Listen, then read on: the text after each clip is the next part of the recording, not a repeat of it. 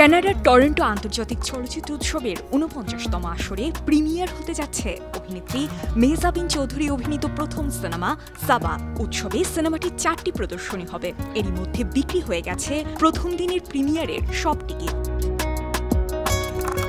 স্বভাবতই নিজের প্রথম ছবি দিয়েই আন্তর্জাতিক অঙ্গনে পা রাখতে পেরে ভীষণ উচ্ছ্বসিত মেহজাবিন। সেই উত্তেজনাকেই বোধহয় আরও কয়েক ধাপ বাড়িয়ে দিল প্রিমিয়ার শোয়ের টিকিট না পাওয়ার বিষয়টি। ৭ সেপ্টেম্বর সাবার প্রিমিয়ারের দিনের টিকিট পাননি খোদ ছবির কেন্দ্রীয় চরিত্রে অভিনয় করা মেহজাবিন চৌধুরী।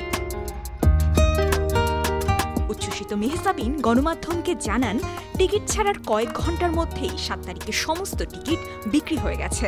বন্ধুদের জন্য টিকিট কাটতে চেয়েও ব্যর্থ হয়েছেন। তবে আশার কথা হচ্ছে, ঠিক পরের দিনই সাবার আরেকটি শো আছে, সেদিনই উপস্থিত থাকবেন জনপ্রিয় এই অভিনেত্রী।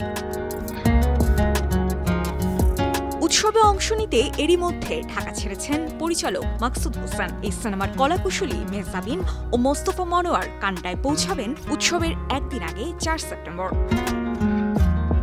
সাবা সিনেমার ৪টি প্রদর্শনী প্রসঙ্গে পরিচালক বলেন, ৭ সেপ্টেম্বর টরন্টোর স্থানীয় সময় ৭:৪৫ সিনেমাটির প্রথম প্রিমিয়ার অনুষ্ঠিত হবে। পরের দিন ৮ সেপ্টেম্বর সকালে আরেকটি শো হবে, যেটি শুধু আমন্ত্রিত সাংবাদিক, নির্মাতা ও শিল্পীদের জন্য।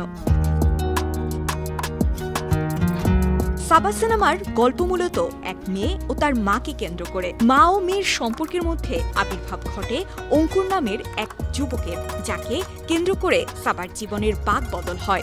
আলোচিত সিনেমাটি বাংলাদেশে মুক্তি পাবে আগামী বছরের শুরুতে। বিনোদন ডেস্ক, ৫২ টিভি।